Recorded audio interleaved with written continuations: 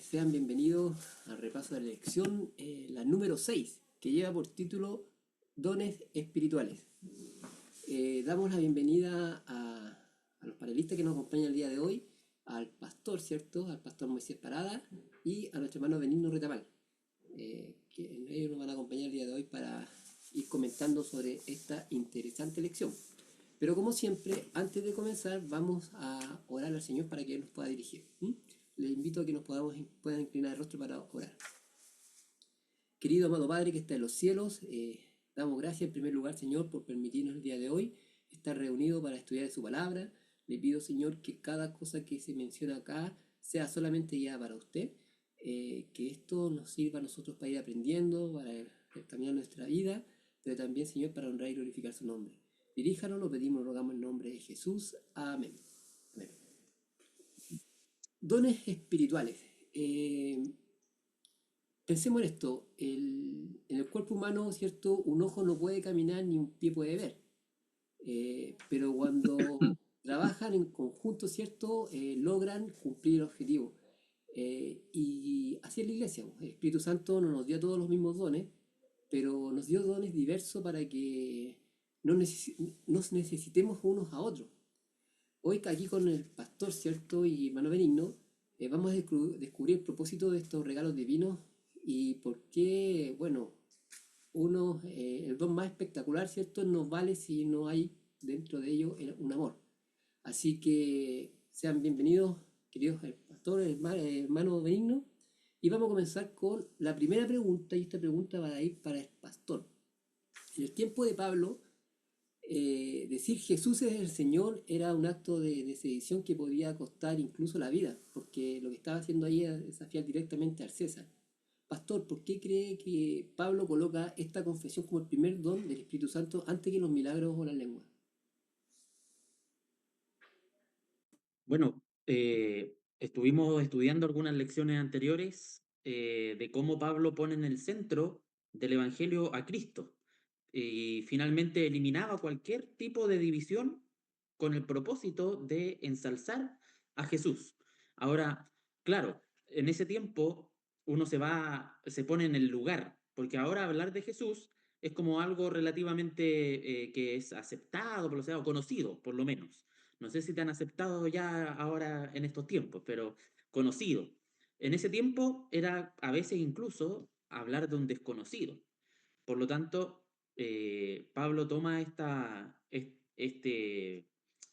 tarea, este evangelio, y la verdad es que escucharlo y verlo cómo él finalmente pone ese énfasis para la iglesia de Corinto es, yo creo, un llamado para nosotros hoy, porque realmente nosotros, el Señor nos ha dado el primer gran regalo, porque al final un don es un regalo que Dios da. Y tenemos que tener claro que el primer y gran regalo que el Señor nos da es la salvación y es el regalo de su Hijo que vino a morir por nosotros. Por lo tanto, yo, como usted decía, ese es el primer don que Dios da a su pueblo. Muchas gracias, pastor. Y hermano Benigno, a veces podemos cometer el error de ver la fe como algo que nosotros debemos fabricar. Eh, pero sabemos que eso no es así. ¿Cómo cambia nuestra perspectiva de la vida cristiana al entender que incluso nuestra capacidad de creer es un regalo del Espíritu Santo? Es fundamental que nosotros entendamos que todo lo que los dones que tenemos, incluyendo el don de la fe, el don de creer, es un regalo de Dios. Todo es regalo. A veces se escucha personas que dicen, mira, tú que tienes una gran fe, como si nosotros, perdón, los seres humanos pudiéramos eh, hacer parte de esto. En realidad lo que podemos hacer nosotros es ejercitar la fe que el Señor nos entrega. Y la fe dice en la palabra de Dios que es como un granito de mostaza, es algo pequeñísimo, pero suficiente. Y tiene encerrado el poder de Dios. En la medida que vamos confiando y desarrollando esa fe que el Señor nos entrega, obviamente que vemos como el Señor logra cosas que jamás nos imaginamos. No solamente en las acciones que vamos a entregar hacia el servicio de los demás, sino en la dependencia de Dios, en nosotros mismos, y en el servicio que entregamos. Entonces, una fe genuina, obviamente que va a llevar obras para glorificar a Dios. Una fe equivocada puede mostrar muchas obras, pero que finalmente el tiempo las va a diluir, no van a prosperar. Y lo que nosotros buscamos es ser siervos de Dios, ejerciendo la fe que Él nos entregó. Bien, amén. Voy a leer 1 Corintios 12:11, que dice lo siguiente. Pero todas estas cosas las hace uno y el mismo Espíritu, repartiendo a cada uno en particular como Él quiere. Pastor, aquí señala que el Espíritu reparte los dones a cada uno como Él quiere. ¿Cómo podemos detectar, por ejemplo, en una iglesia, cuando un don espiritual se está usando para el beneficio o lucimiento personal en lugar de beneficio para la obra de Dios? Bueno, tomando en cuenta de que finalmente aquí deja claro de que los dones, o podríamos decir incluso esas capacidades que el Señor nos da, vienen directamente de Dios y Él las da según a Él le parece. Mm, Por lo tanto, es algo que nosotros no necesariamente es consorte nuestro o mérito nuestro, esa capacidad de tener ese don, sino que finalmente eres el Espíritu el que lo reparte de acuerdo en lo que ve la necesidad de la iglesia. Y ahí entra, y yendo a responder la pregunta de cómo saber si realmente el don está siendo utilizado, bueno, nosotros vemos que hay características que después Pablo va a mencionar en el mismo capítulo 12, de cómo estos dones deben ser utilizados finalmente para el beneficio de la iglesia y que cada uno de ellos tiene que servir para construir la congregación. Por lo tanto, nosotros tenemos que ver si la persona que ha recibido un don lo está utilizando para servir a la iglesia, para construir la iglesia, y no podríamos decir, por ejemplo, su propia fama, ¿cierto? Su propia carrera. Ahí estaríamos viendo de que esa persona está utilizando bien los dones al usarlos para la construcción del grupo, de la iglesia. No necesariamente un beneficio personal. Como por ejemplo, yo a mí me gusta predicar. Creo que el Señor me dio ese don. Pero quizás yo podría al final, usando esa capacidad de oratoria, porque al final el Señor me dio esa capacidad quizás de hablar en público, yo podría utilizarla para un beneficio personal. Pero uno decide poner eso al servicio no de uno mismo, sino de la iglesia y al servicio de las personas. Y yo creo que así funciona con toda la diversidad de dones. Y de hecho, en el versículo, porque usted leyó el versículo 11 y en el versículo 12 creo que deja claro la función de de estas capacidades, de estas tareas o de estos regalos que el Señor da. Dice, porque así como el cuerpo es uno y tiene muchos miembros, pero todos los miembros del cuerpo, siendo muchos, son un solo cuerpo, así también Cristo.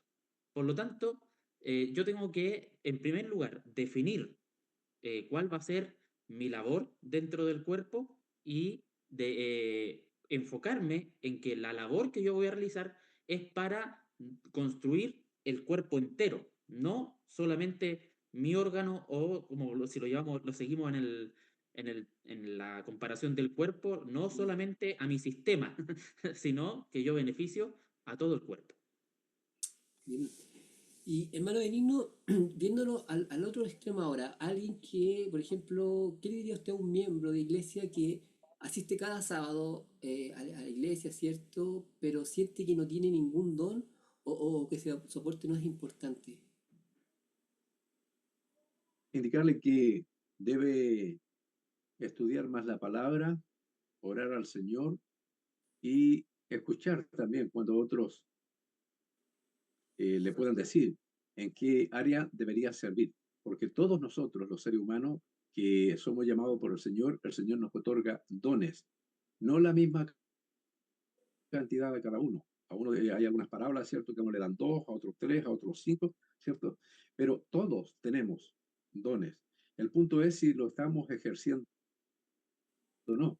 Por ejemplo, está leyendo el versículo 11, después el 12, pero si vamos al 10, anterior, el 12:10, dice, a otro dice, refiriéndose a los dones, el hacer milagro, a otro profecía, a otro discernimiento de espíritu, y ahí me voy a detener, discernimiento de espíritu.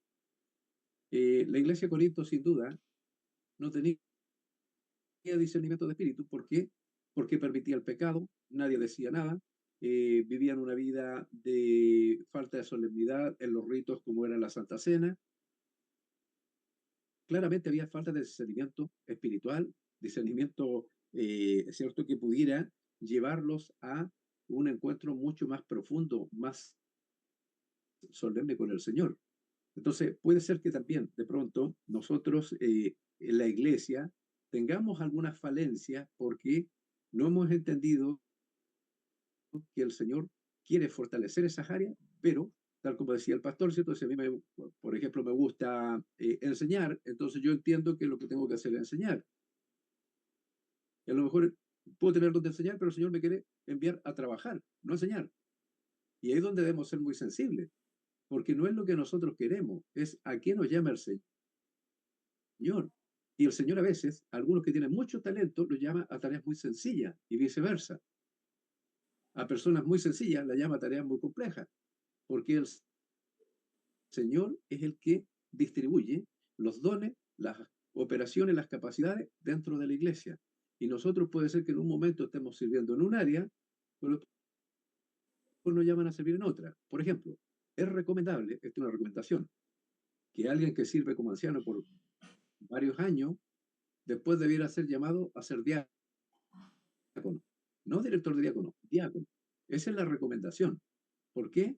Porque algunos, cuando van tomando liderazgo, piensan que el liderazgo los va ascendiendo y cada vez están más arriba. Cuando en realidad para el Señor, el servicio, el que está en mayor altura, el que está más dispuesto a servir. Es a la inversa.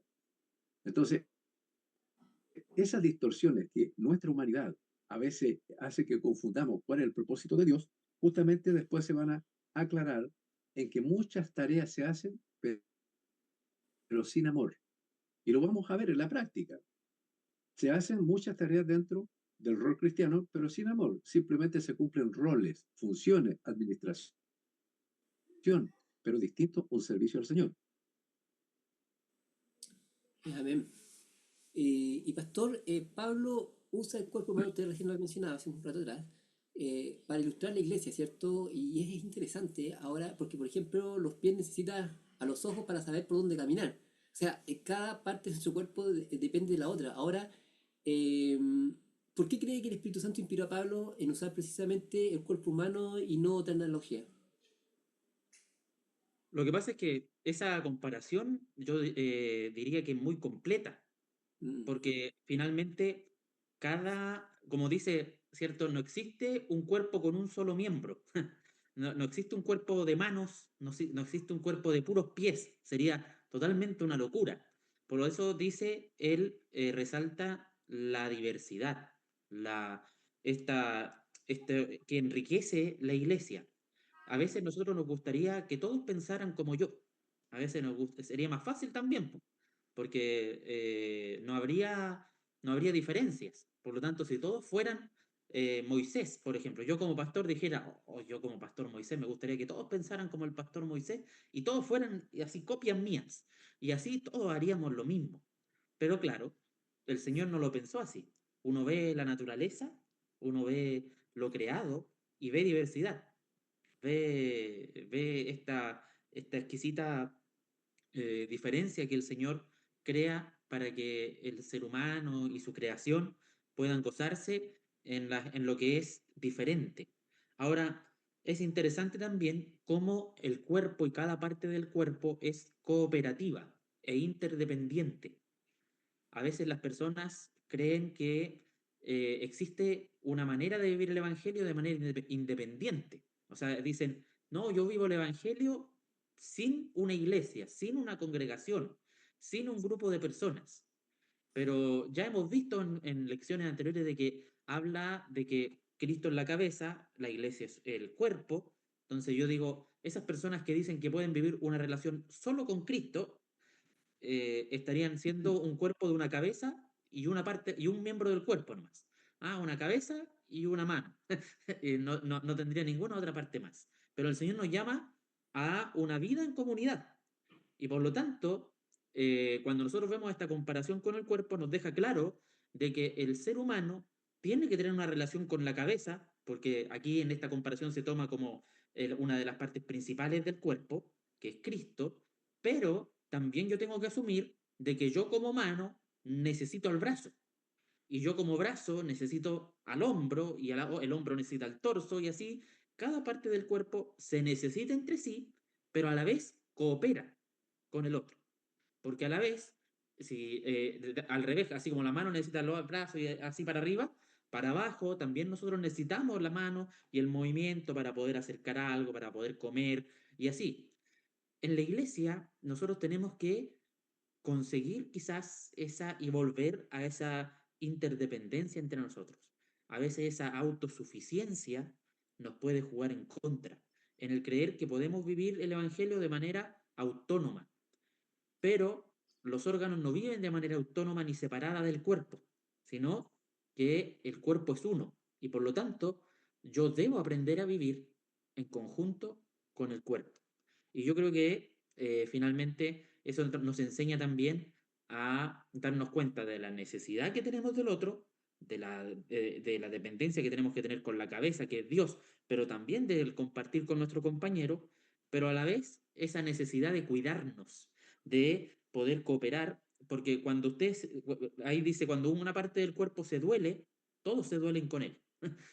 Entonces, por ejemplo, cuando usted se pega en la rodilla, le duele la rodilla, pero la mano va y lo soba. El otro pie, la otra rodilla, carga más peso para poder evitar que la otra rodilla cargue tanto peso porque está dolida. Entonces uno ve que esta cooperación y esta ayuda son muy, esta comparación es muy decidora para mostrarnos cómo debemos desarrollarnos en nuestros dones en la iglesia. Muchas gracias, Pastor. Y hermano Benigno, lo que nos comenta el Pastor, cierto, es interesante. Ahora, usted delante mencionó que también el tema de los cargos, ¿cierto? Cargos de iglesia y todo eso. Y la legión dice que la idea de que algunos miembros son más débiles o menos honrosos es solo una impresión, porque a los ojos de Dios todos son necesarios. Ahora, ¿cuáles suelen ser esos ministerios o roles en nuestra iglesia actual que erróneamente percibimos como menos honrosos o secundarios y por qué son vitales? Sí, se tiende a pensar a veces que los que se muestran más visiblemente, por ejemplo, hay personas que les gustan mucho las cámaras, las luces, es decir, aparecer en las fotos. Si hay algún evento, aparecer en la foto. Hay otro evento también, es decir, mostrarse mucho. Y pareciera que esos roles son más relevantes. Pero en realidad hay ministerios, por ejemplo, de oración, donde hay hermanos silenciosos que están orando por cada uno de los miembros de la iglesia, por cada uno de sus familias. Y ellos no se muestran, pero son dones tremendamente importantes para la iglesia. Hermanos que se dedican, ¿cierto?, a estudiar la palabra con mayor profundidad, que dedican horas de oración, de ruego, de concentración. ¿Para qué? Para llevar un pan crujiente a la hermandad. Mientras que otro les basta tomar un sermón ya armado de alguien y listo. Y con eso estamos listos. Es decir, hay dones que el Señor tiene repartido y lo importante es que nosotros aprendamos a apreciarlos todos y aquellos que son menos notorios, pensar que son muy importantes. Por ejemplo, vamos a ir al cuerpo. ¿Se han dado cuenta que hay personas que de pronto sufren de desequilibrio físico, que se van de lado, no pueden afirmarse? ¿Dónde está normalmente el problema? En el oído medio.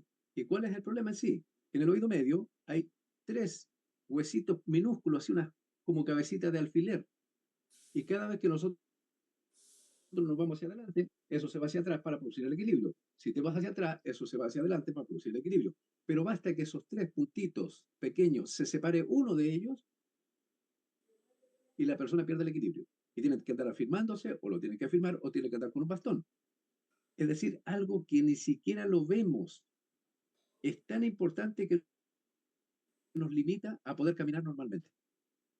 Y de este tipo de funciones del cuerpo, podemos apreciarle muchas partes más.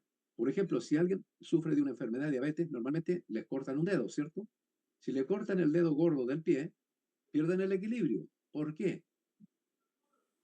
Porque el pie está sostenido sobre 3 puntos. ¿Ah? 3 puntos o 3 huesitos, ¿cierto? Que están en forma así de un triángulo. Y eso son lo que afirman el equilibrio para poder caminar. Te faltó uno, ya perdiste el equilibrio, no lo puedes recuperar.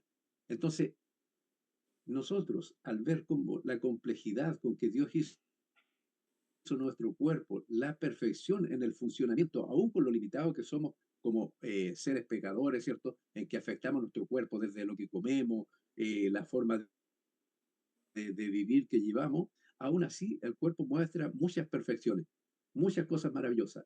Y eso nos muestra que somos creados por un ser infinito en sabiduría, una creación que ningún ser humano, con toda lo avanzado que está la tecnología, puede crear algo parecido ni cercano a un ser humano.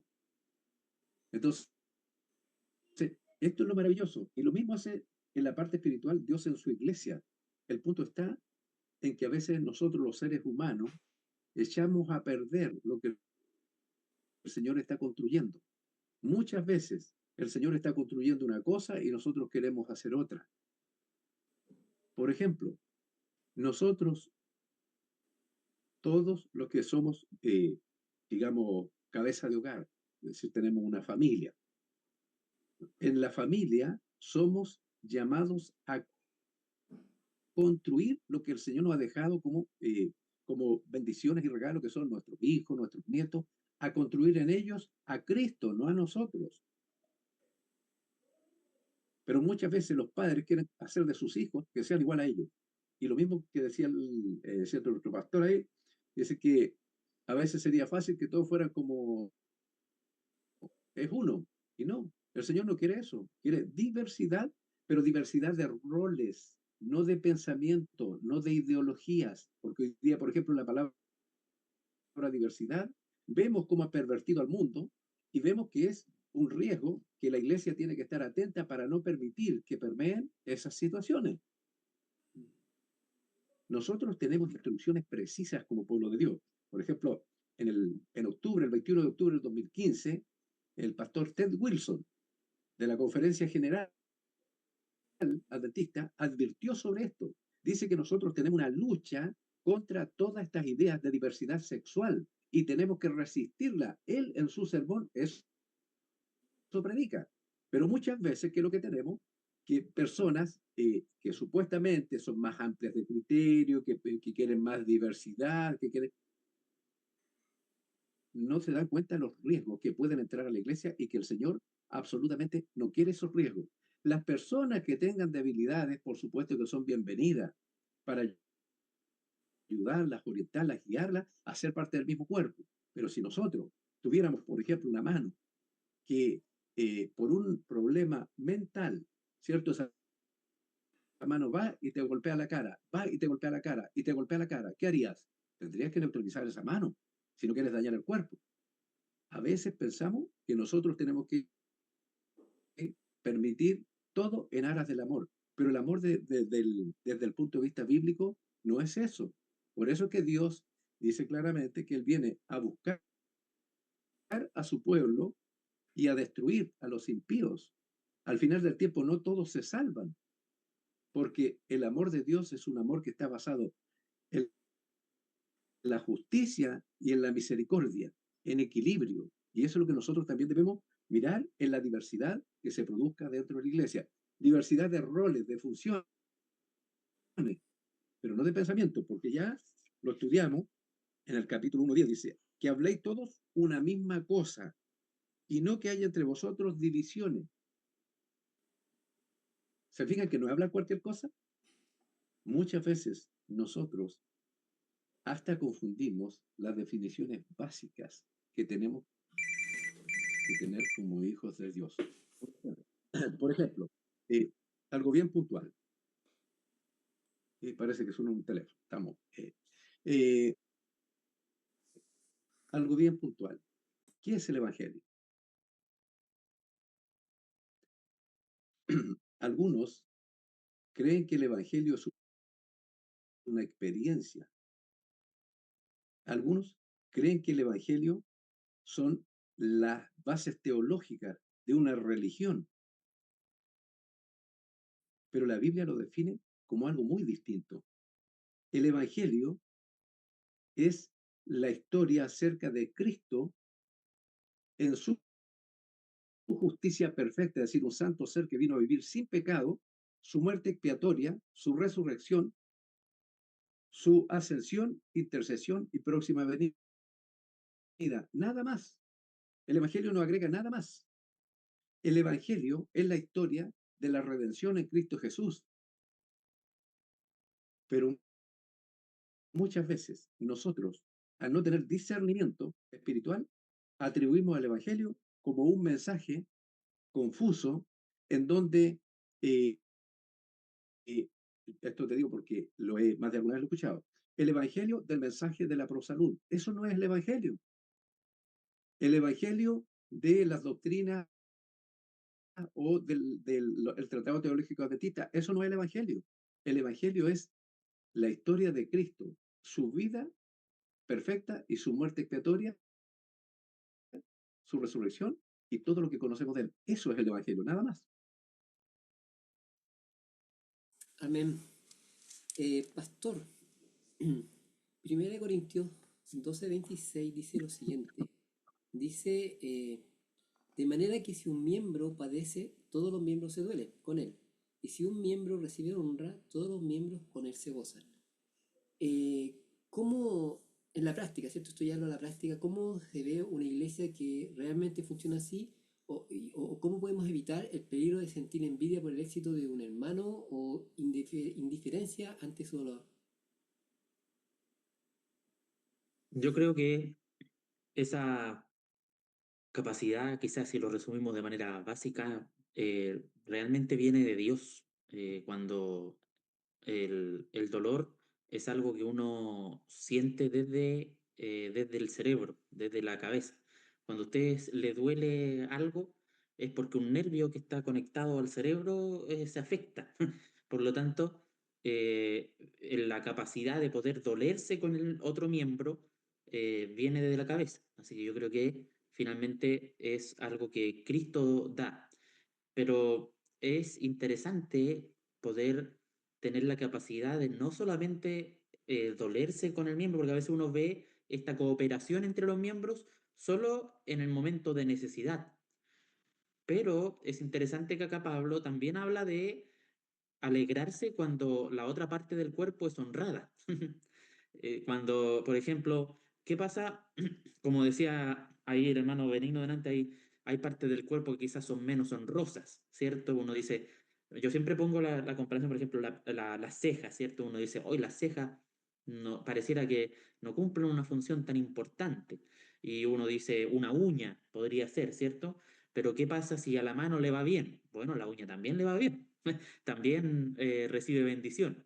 Y finalmente, cuando a un miembro de la iglesia el Señor lo bendice con algunos dones, ¿cierto? Y quizás del punto de vista exterior resalta más, creo que el motivo de alegría es para todos, porque finalmente todos nos beneficiamos. Y si la persona está poniendo sus dones al servicio de la iglesia, no tendríamos por qué sentir envidia en nuestro corazón, ni sentir como que, oye, ¿por qué Dios le da más a él y a mí me da menos? Sino que como estamos buscando todos el mismo propósito, nos alegra de que finalmente un miembro o un conjunto o un sistema de parte del cuerpo se fortalezca, porque eso va a terminar fortaleciendo al cuerpo. Así que no debería causar eso. Entonces, darnos cuenta de que la cooperación dentro de nosotros como miembros de iglesia no es solamente en los momentos de necesidad, sino también felicitarnos cuando nos va bien, porque a veces eso cuesta. Vemos que al otro le empieza a ir bien, uy, y empezamos, ¿cierto?, a buscar la parte negativa, ¿cierto? Oye, ¿y por qué él predica tanto? ¿Por qué siempre lo deja? ¿O por qué canta siempre él? porque quizás el Señor le dio el don a él y el Señor lo está bendiciendo. Y así empiezan esos comentarios, ¿cierto? De que hoy, o las personas que asumen cargo de liderazgo. Yo siempre digo, los que asumen cargo de liderazgo no solamente asumen la responsabilidad, sino que también asumen una carga a veces con la iglesia. No en todas partes, pero a veces pasa de que hay iglesias que terminan consumiendo a sus líderes. Porque no importa quién esté arriba, sino es la persona. Yo una vez estaba en una iglesia y yo me daba cuenta pues, de que no era algo contra la persona, sino que era algo contra el líder. El que asumía el cargo de liderazgo, empezaban rumores contra él, empezaban problemas. Y ahí uno veía una relación no saludable entre los miembros. Entonces, ¿cómo podía mejorar? Enseñando de que la ayuda no es solamente cuando estamos en necesidad, ¿cierto? Porque ahí uno a veces se compadece, sino que también apoyar cuando estamos bien. Y cuando dice acá el versículo que usted leyó, dice una parte del cuerpo es honrada, bueno, todos nos alegramos con él. Amén, pastor. Y hermano Benigno, ya terminando el capítulo 12 de 1 Corintios, dice, procurad, el versículo 31 dice, procurad pues los dones mejores, mas yo os muestro un camino aún más excelente. Y esa es como la introducción, porque después viene el capítulo 13, donde sabemos este capítulo muy conocido porque habla del amor. Ahora, ¿por qué el amor es el único filtro que garantiza que la diversidad de dones produzca unidad y no división? ¿De qué sirve un don brillante si no tiene amor? ¿Estás silenciado? Ahí sí, ahí Ahí. sí. Pasa que a veces hay personas que no participando de ninguna iglesia, de ningún credo, tienen habilidades muy desarrolladas y cualidades bien destacadas, entre ellas el liderazgo. Todos los que hemos formado parte de empresas nos damos cuenta que hay jefaturas, hay ciertos gerencias, hay dueños de empresas y algunos de ellos no son cristianos, para nada, pero tienen cualidades. La diferencia es que el liderazgo que el Señor propone es un liderazgo centrado en Cristo. Cristo es el ser más exaltado, con todas las capacidades, con todo el conocimiento, con todo lo que cualquiera desearía tener una partecita de eso. Él lo tiene todo, pero Él vino a servir, no a ser servido. ¿Cuál es el problema?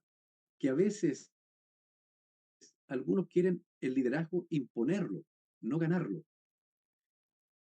Cristo cuando vino, no vino a decir, mira, yo vengo del cielo, soy la máxima autoridad de todos los universos, así que vengan, voy a elegir este y este, me siguen porque yo les voy a dar las instrucciones. Cristo no es así. Cristo viene a servir a aquellas personas y es el amor de Cristo lo que los impacta y hace que ellos también lo quieran seguir. Nuestro liderazgo debe ser, eh, eh, digamos, referenciado en Cristo. Cuando un líder llega a un lugar, ¿realmente muestra servicio o solamente roles, cumple roles? Nosotros que estamos dentro del mundo adventista, ¿cierto? A nosotros nos cambian pastores cada cierto tiempo. No es como la iglesia, por ejemplo, pentecostal, que la iglesia pentecostal tiene un pastor que inicia su ministerio y normalmente mueren y después pasa otro pastor a ese rol. Es un solo pastor el que tienen ellos gran parte de la vida. Nosotros no, tenemos una administración distinta. Entonces, ¿cuál es el punto? Que nuestros pastores cuando llegan, ¿cierto? Todos nosotros como hijos de Dios estamos expectantes. Señor, ¿qué siervo nos envió? ¿Un siervo humilde? ¿Alguien que viene a servir? ¿O alguien que viene a dar instrucciones? Y es ahí donde nosotros debemos tener esos cuidados. ¿Por qué? Porque el Señor envía obreros a su mies similares a Él. Y a veces aparecen, en este caso, le digo los años, yo 40 y algo de años caminando con el Señor, cerca de 40 años caminando con el Señor, y a veces me encontré con algunas personas que venían creyendo que son gerentes generales, cuando el Señor, ¿qué es lo que dice en 1 Pedro 5? Mira, miremoslo así, en forma, y lo digo en forma muy respetuosa, esto el único propósito que tiene es aclarar que el amor es lo que debe motivar desde el líder que ha sido, ¿cierto?, llamado a un ministerio, hasta los hermanos que somos llamados a un ministerio. En Primera de Pedro 5 dice, ruego a los ancianos, anciano y pastor o obispo es lo mismo en el lenguaje bíblico.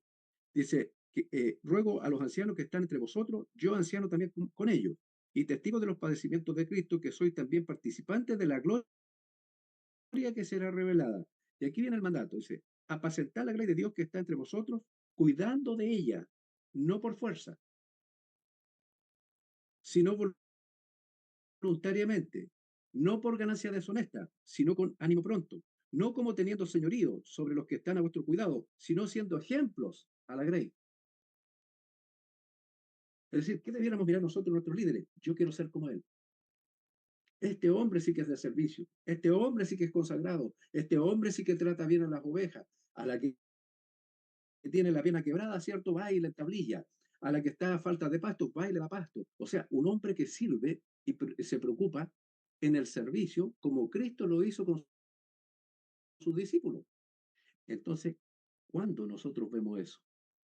Ahí aparece 1 Corintios 13.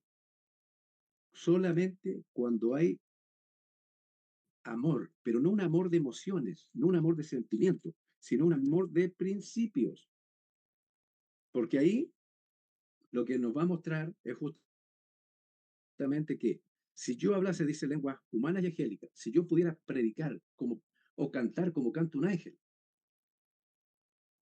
y no tengo amor, vengo a ser como un metal que resuena o címbalo que retiñe. Es decir, es algo que molesta los oídos. Cuando alguien tiene un mensaje, por muy hermoso que sea, pero tiene falta de amor, molesta a los oídos. Y no a los nuestros, a los oídos de Dios.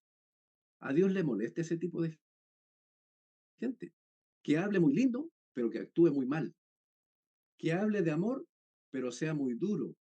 Que hable de ternura, cuando en realidad lo único que hace es abuso. Ese tipo de cosas nosotros tenemos que verlas desde nuestro hogar. Primero lo plantea la iglesia, eso mismo en el hogar. ¿Cuántos hogares hay con padres que realmente abusan autoritariamente de sus hijos? ¿Y por qué no decir de su esposa? Eso es lo que deberíamos nosotros internalizar. Si habláramos aún como ángel o cantáramos como ángel y no tenemos amor, del amor que plantea la Biblia, estamos molestando los oídos de Dios y también a veces los oídos de los seres humanos que nos escuchan. Bien, y pastor, ahí el hermano Benigno mencionaba, ¿cierto? El capítulo 13 hablaba sobre el amor, pero no sobre ese amor romántico, ¿cierto? Pablo introduce este capítulo en medio de una discusión sobre celos y desorden eclesiástico.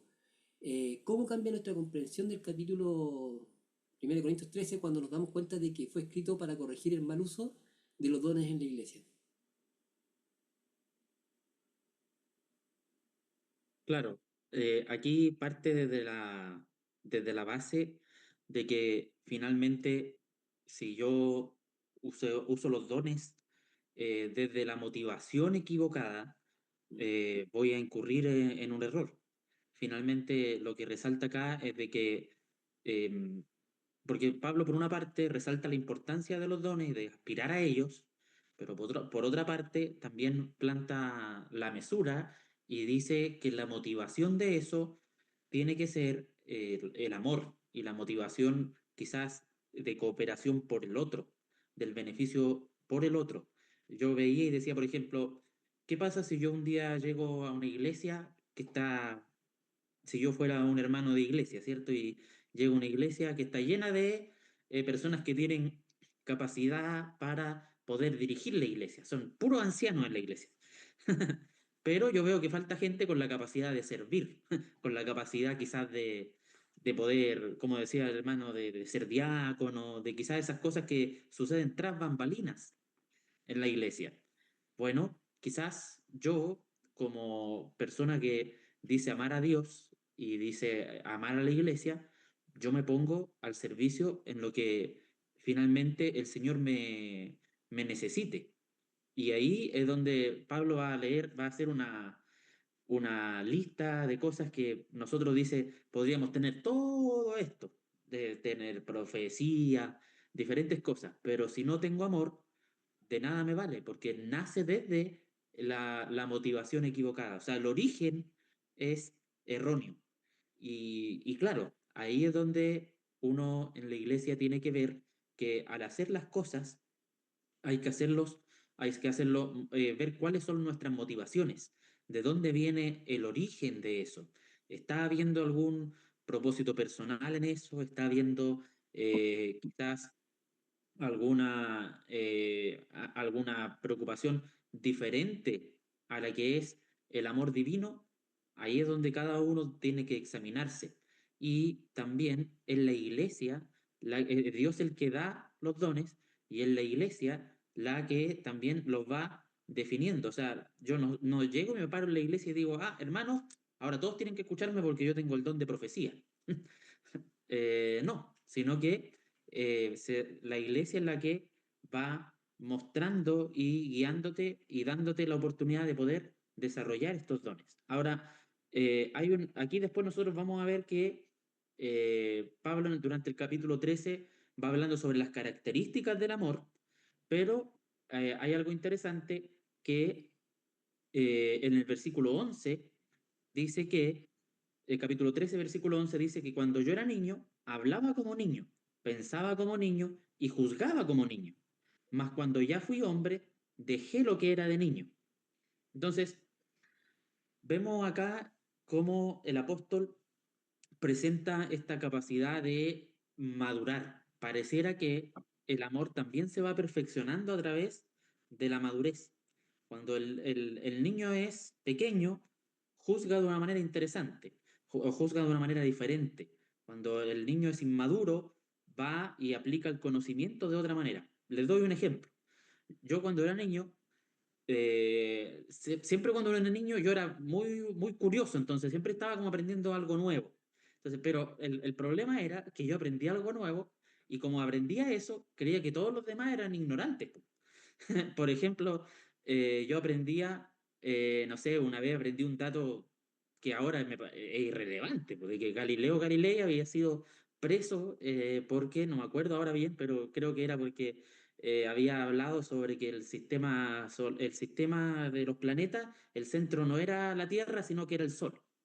Y lo llevaron preso porque dijeron que eso era algo loco para ese tiempo. Y yo aprendí eso y lo andaba diciendo en todos lados. Entonces, y el que me decía algo, yo le decía eso y dice, ¿usted lo sabía? No, me decía. Ignorante esa persona, ¿cómo no lo sabe? Y claro, porque en la mente del niño, el conocimiento, por ejemplo, la profecía, el don, la ley también, todo se ve de una perspectiva en donde yo busco el beneficio personal o creo que yo soy alguien quizás más importante que el otro porque tengo algo más, tengo un don diferente.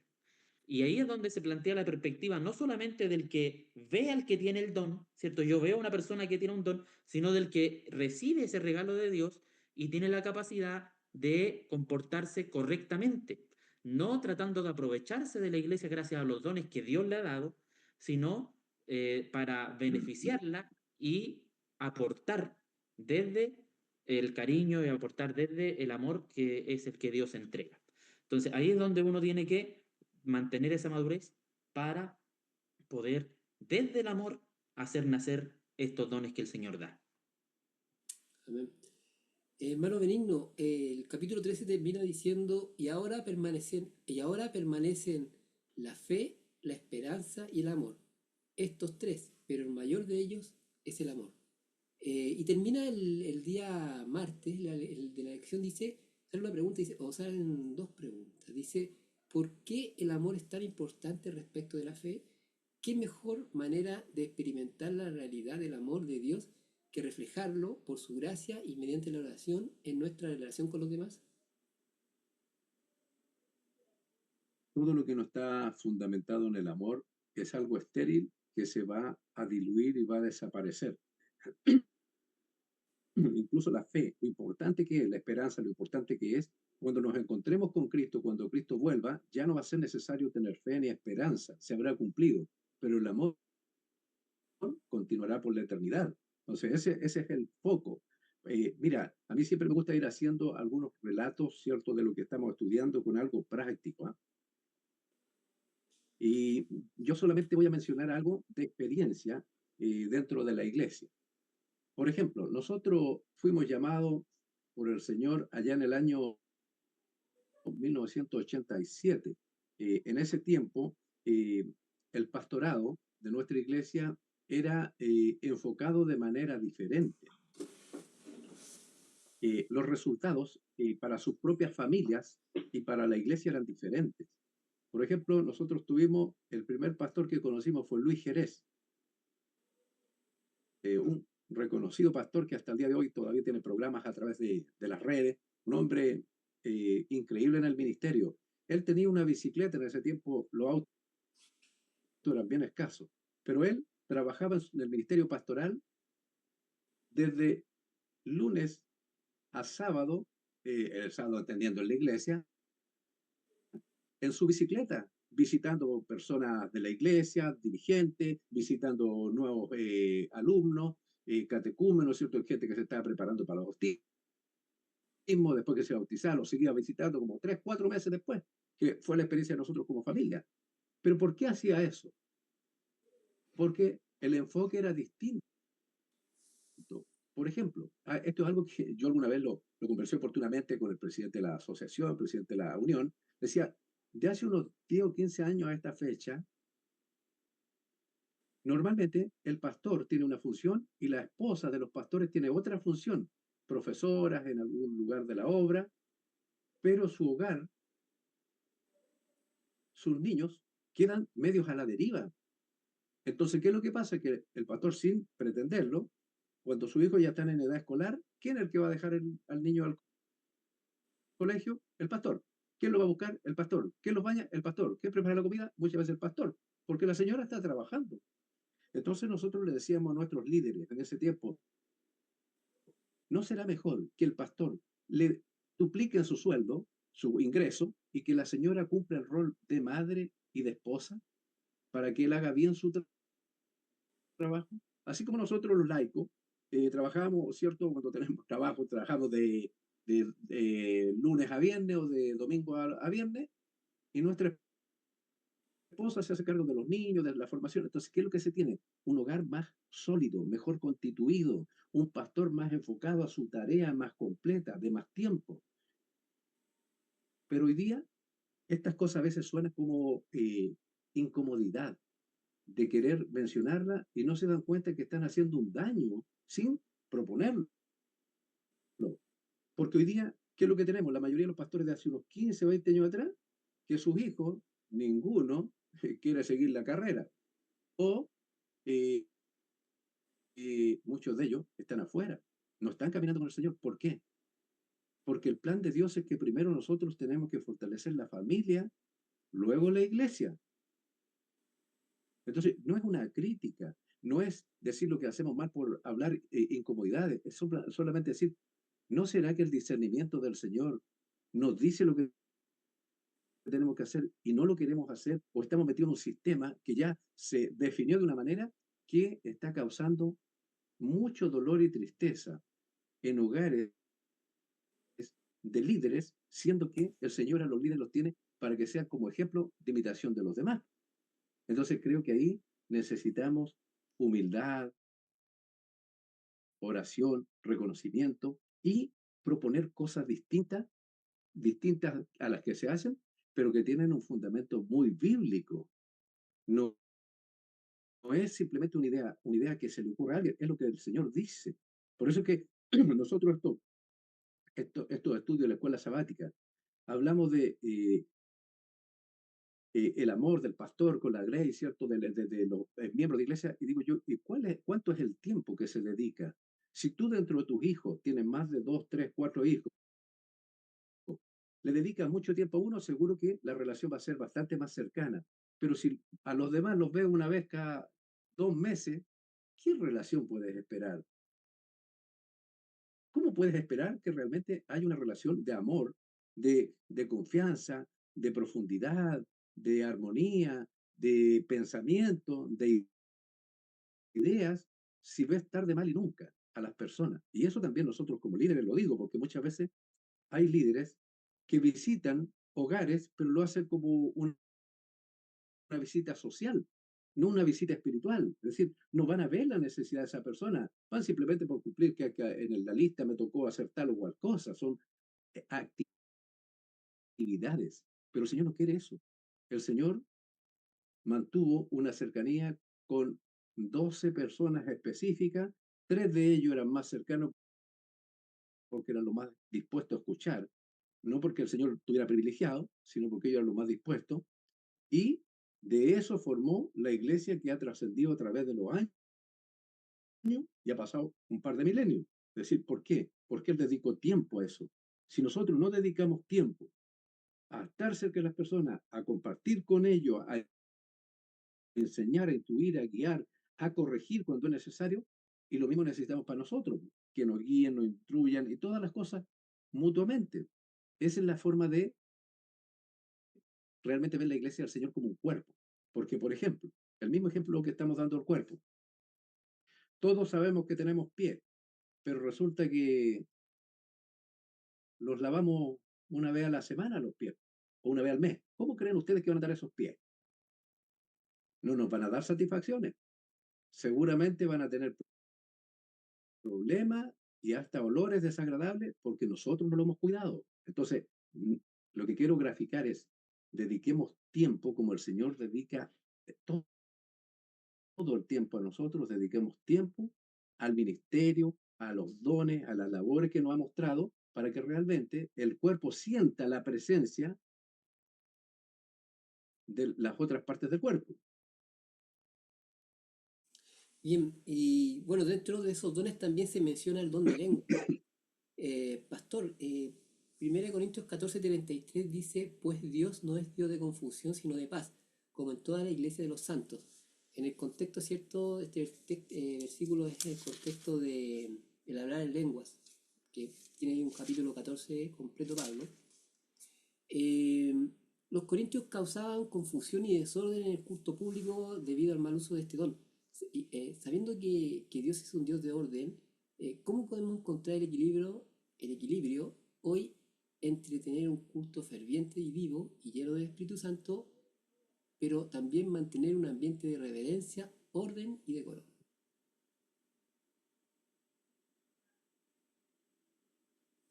Bueno, la verdad es que ese equilibrio yo creo que puede ser que en algún momento lo hemos perdido, ¿ah? A veces yo me dedico a ver, porque a veces pareciera ser que la reverencia se ha asociado con falta de sentimiento, como que no carecemos de expresión. Uno ve, un día estaba yo sentado con un pastor que estaba de visita en una de mis iglesias y estaba escuchando y de repente yo estaba a punto de pasar a predicar y veo cómo estaban cantando todos. Era un canto bonito, era, si no me equivoco, era un himno y se sentía era un ambiente de muerte, hermano. Era como si, si alguien se hubiera muerto, pero no era un funeral, era de hecho campaña evangelística. Y yo decía, miraba y decía, yo fuera a visita y entro aquí y veo este ambiente así tan muerto, digo yo.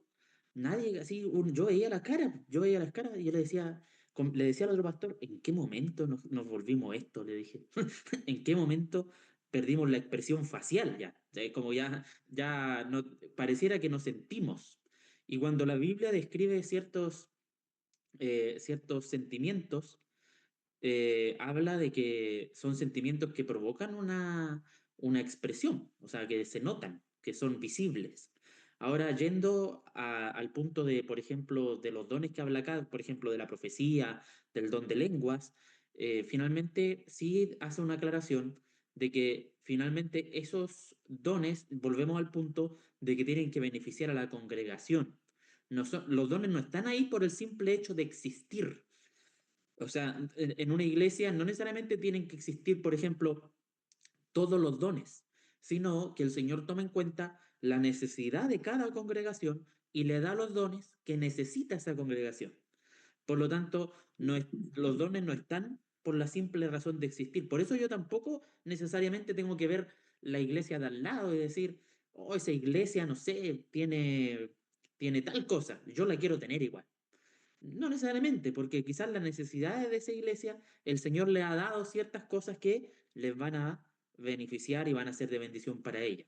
Y por otra parte, entonces nosotros vemos que el Señor finalmente lo que resume es que si yo voy a hacer algo, tiene que ser para construcción de la iglesia en todo sentido. Por ejemplo, cuando el otro día yo tomaba, hace ya un tiempo atrás, tomaba una predicación que hablaba sobre los nuevos métodos, pero ahí decía, hablaba de nuevos métodos y decía, pero la unidad debe ser preservada. ¿Por qué? Porque no vaya a ser que por tratar de hacer cosas nuevas, hayan personas que finalmente se van a salir de la unidad y van a perder la unidad de la iglesia y entonces vamos al final terminar, claro, vamos a terminar ganando algo, quizás, pero vamos a terminar perdiendo algo importante que es la unidad del cuerpo. Entonces, ahí es donde nosotros tenemos que ser sabios para poder actuar de acuerdo a lo que mantenga la unidad de la iglesia. Por eso, por ejemplo, si yo, vamos a un ejemplo así como muy típico, si yo voy a traer algo, no sé, algo moderno a la iglesia, no sé, una batería o algo así, pero yo voy a estar así, voy a estar con mi batería, fascinado, ¿cierto? Tocando la batería, oh hermanos, que aquí se mueve el Espíritu del Señor, y de repente voy a ver, y todos los hermanos incómodos, ¿cierto? ¿Por qué? Porque nosotros no es nuestro estilo, no es nuestra manera de hacer las cosas. Y entonces vamos a ver, y claro, todos los hermanos así como la mitad de la iglesia así como mirando, así como incómodo. Finalmente, ¿fue una bendición para la iglesia? No. Entonces, finalmente, ¿qué trajo más? Desunión. Lo mismo pasa acá con estos ejemplos que da. Dice, voy a hablar en lenguas. ¿Para qué? ¿Para hacer desorden en la iglesia? ¿Para qué? ¿Para que todos vean que yo hablo en otra lengua que nadie más entiende? No. Entonces, lo que nosotros vemos de las lenguas funciona con cualquier otro don. Si yo voy a ponerme a hacer cualquier cosa, pero que yo vea que finalmente va a terminar afectando a la iglesia en vez de beneficiarla, entonces estoy yendo por el camino equivocado. Muchas gracias, Pastor. Y estamos terminando ya, pero Pastor también, hermano Benigno, mencionó el don de lengua y mencionó el don de espíritu de profecía, ¿cierto? Ahora, como iglesia identificamos el cumplimiento de este don en el ministerio y los escritos de nuestra hermana Elena G. de White. ¿De qué manera prácticas cree que los escritos del espíritu de profecía han protegido y guiado a nuestra iglesia a lo largo de su historia? ¿Cuáles considera que son los mayores beneficios de tener, podríamos llamarle este mapa cierto de navegación hoy en día? Eh, Mira, el tema de los escritos de la hermana White son una aclaración más cercana para nosotros entender los pasajes más oscuros de la Escritura. Es decir, nosotros creemos que la hermana White tuvo una forma especial de entender esto y dejó registrado en sus libros muchas aclaraciones que son realmente muy buenas, que en la Biblia aparece el principio, pero no el desarrollo de ese principio en tanto detalle. Entonces, para nosotros como pueblo de Dios, debemos apreciar este regalo que nos dejó el Señor como pueblo. Si alguien dice, no, es que yo el espíritu de profecía no quiero nada con el espíritu de profecía, yo quiero hacer solo Biblia. Está bien, si entiende bien la Biblia, no hay problema. Pero el punto es que nosotros no entendemos bien la Biblia y necesitamos de la ayuda del espíritu de profecía para entender algunos conceptos. Por ejemplo, durante esta semana anterior hemos estado hablando acerca de la idolatría.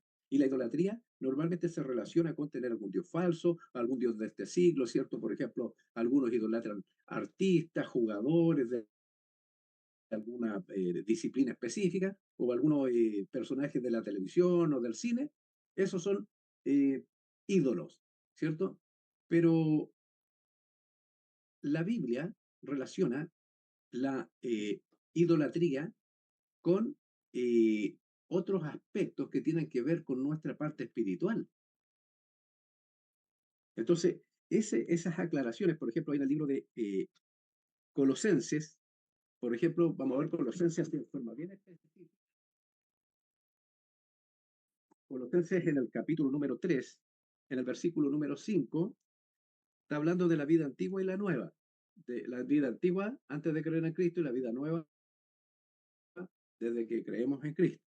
Dice, haced morir pues lo terrenal en vosotros. Y mira lo que va a decir.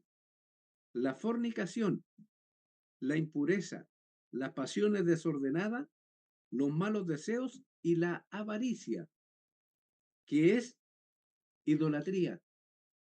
Fíjate lo que está mostrando. Está mostrando que muchos pecados que van por dentro, que son muy personales, por ejemplo, un avaro, ¿cómo lo descubres tú? Si en la iglesia ni siquiera lo puedes detectar. Nos pasó en un lugar donde una hermana que era soltera, tenía como 50 años, y trabajaba solo para ella, solo para ella. Rara vez daba el diezmo. No entendía, claro, el tema del diezmo. Juntaba plata, juntaba plata, juntaba plata solo para ella. No compartía con su familia, con nadie. Y un día entró en locura, locura real. Y justamente cuando fuimos a atenderla con otros ancianos, nos dimos cuenta que el problema de ella era esta avaricia desmedida que la llevaba a una idolatría. Entonces, la idolatría no es solamente tener ídolos o dioses. Entonces, fíjate que en esta lección, la número 4, creo que fue anterior, déjame ver, justamente la 4. ¿Por qué menciono esto? Porque a veces nosotros en forma errada pensamos que las cosas no son integradas. Es decir, cómo yo me vista, lo que yo coma, no tiene nada que ver con mi espiritualidad. Eso es lo que pensamos. Pero mira este texto del día viernes 24 de julio, en esa lección, en el segundo párrafo del día viernes dice, es imposible que cualquiera disfrute de la bendición de la santificación mientras sea egoísta y glotón. Mira cómo relaciona la hermana de White la forma en que nosotros nos comportamos en el mundo con egoísmo y además somos glotones. Es decir, comemos de manera desordenada, abusiva, exagerada. No, dice, es imposible que cualquiera disfrute de la bendición de la santificación. ¿Qué podemos asegurar con ese escrito? Que aquel que no toma en cuenta estas cosas no está siendo santificado.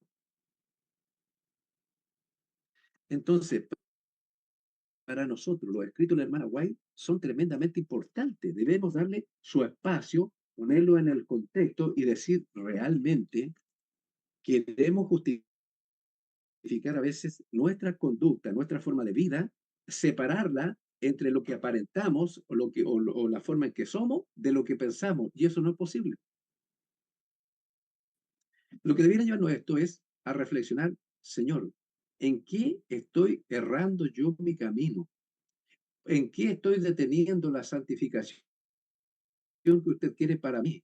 Si nosotros leemos a la luz del Espíritu Profecía, el Espíritu Profecía lo que indica es que es lo mismo que dice la Biblia en el capítulo 3, capítulo 12, capítulo 13 de Apocalipsis, en el libro de Sofonía, en el libro del profeta Daniel, en el libro de Zacarías, y todo eso apuntan a un mismo tema.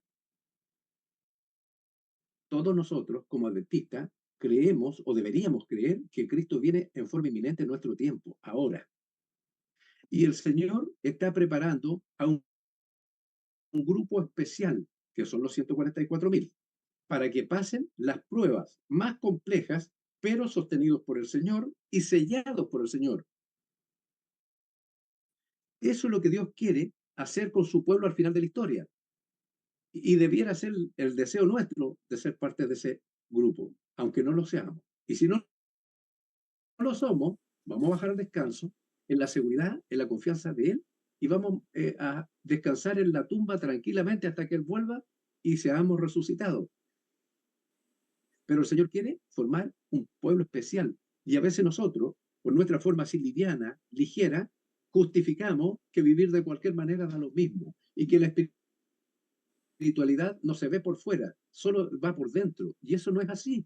Es cierto que en tiempos de Jesús los fariseos mostraban por fuera como sepulcros blanqueados, o sea, limpiecitos, muy bien por fuera, y por dentro estaban llenos de mugre, de todos los huesos de muertos, como dice la palabra, pero ese ejemplo no puede ser un argumento para nosotros querer vivir de cualquier manera. Dios quiere un pueblo especial para este último tiempo, que cuando hable, hable y levante y abra la palabra de Dios, no sus propias ideas. Que cuando la gente lo vea pueda decir, igual que por sus discípulos, se nota que estos estuvieron con Jesús. Que otros lo digan, no nosotros. Pero el Señor quiere eso. Entonces, creo que cuando nosotros entendemos el don de profecía como la ayuda especial que el Señor da a su pueblo para enfrentar la última etapa, que es la más crítica, debiéramos ser obedientes a todos los consejos, porque son para preparar un pueblo para recibir a su Señor en su segunda venida. Amén, amén. Eh, Pastor, no sé si tiene algo más que agregar. Ya hemos llegado al final. Quizás, quizás tratando de redondear un poco las ideas, finalmente tenemos que tener claro de que nosotros en la iglesia, en primer lugar, los dones vienen de Dios, Él es el que los da, pero nosotros podemos aspirar a ellos. Por lo tanto, nuestra intención de servir tiene que estar puesta en las manos del Señor y podemos pedirle a Dios que nos use como instrumento para poder ser usados en la iglesia y cuidarnos también de lo que nace del corazón, porque como mencionaba el hermano Benigno, es importante cómo nosotros vamos a vivir, pero que venga desde en la motivación correcta, porque podemos caer que el error que vivieron los fariseos no nos deja exento a nosotros, sino que a nosotros también nos puede pasar lo mismo, que tanto en la búsqueda de lo que se ve, perdamos de vista lo que no se ve. Y ahí es donde nosotros tenemos que mantener ese equilibrio y esa clave, porque cuando uno habla, por ejemplo, de lo que van a ver los demás, de lo que van a ver los otros, es importante, porque uno dice, ¿será que realmente el mundo está viendo a Jesús en mí? Uno dice, no, es que las personas que hablan conmigo tienen que ver a Jesús. Bueno, quizás las personas no están viendo a Jesús y están viendo una actitud hipócrita. Por eso es importante que esto nazca desde adentro. Por lo tanto, mis hermanos, tomando todo esto en cuenta, vamos a cerrar el día de hoy para poder terminar nuestra escuela sabática y poder ya pasar al segundo servicio. Vamos a cerrar nuestros ojos y vamos a orar. Padre nuestro que estás en los cielos, Señor, gracias te damos porque tú nos has permitido reunirnos el día de hoy, nos permites encontrarnos contigo y queremos pedir, Dios mío, que tú nos ayudes a poder ser una bendición para la iglesia donde nosotros estemos, que podamos ser un aporte, que podamos compartir y que podamos bendecir al lugar donde nosotros vamos a estar y que a la vez de nuestro corazón pueda brotar el amor y que no haya una búsqueda de beneficio propio en estas cosas, sino que solamente el deseo de servir y de servirte a ti. Te agradezco, Señor, y te pido todo esto en el nombre de Jesús. Amén. Un saludo, mis hermanos, nos despedimos y que el Señor los acompañe. Quédense porque viene el segundo servicio.